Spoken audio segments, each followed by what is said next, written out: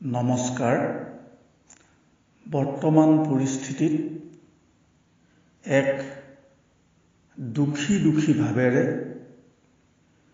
এটি মোৰ কবিতাৰে সকলোলৈকে ৰঙালী বিহুৰ শুভেচ্ছা জ্ঞাপন কৰিছোঁ। কবিতাৰ শিৰোনাম বিহুৰ স্বীকাৰোক্তি।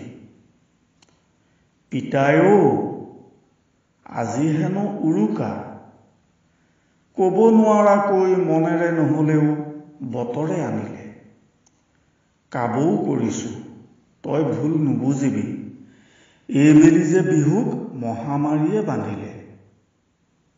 আইও বুইছ তোৰ যে আখলত এইবেলি জুই জ্বলা নাই, ডেকাহঁতেও ৰাতি দুপৰলৈ বিহু গোৱা নাই।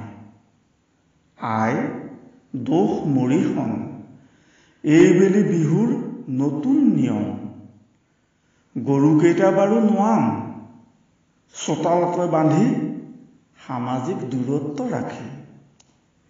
কিনো কম পিতাই, কুলিজনীৰ মৌসনা মাতো যে শুনা নাই, কেও দিশে ৰণসিঙা বজাইছে কৰোনাই। আই মোৰ আকৌ কৈছোঁ তই নধৰিবি দোষ, এইবেলি চোতালত নালাগে ধূপ ধূনা, কোনেও গাবলৈ নাহে ৰামজয় হৰি বোলা। পিতাইও তই অলপো বেয়া নাপাবি, কিয় জাননে, বিহু থাকিলেহে আমি থাকিম, আমি থাকিলেহে বিহুতি থাকিব। তোক ক'বলৈ বেয়াই লাগিছে, আমি বৰ স্বাৰ্থপৰ হৈ গলো পিতাই, মানে আমি জীয়াই থকাৰ কথাহে ভাবিলো আই। তথাপি কথা দিছোঁ পিতাই, আমি এই ৰণত নিশ্চয় জিকিম, অহাবাৰ বিহুটি আগৰ দৰেই পাতিম। চেনেহী মোৰ তোক বুজাব লাগিব জানো, এই দুখ সময়ত খোপাত গুজিবলৈ কপৌ ফুলটো কেনেকৈ আনো।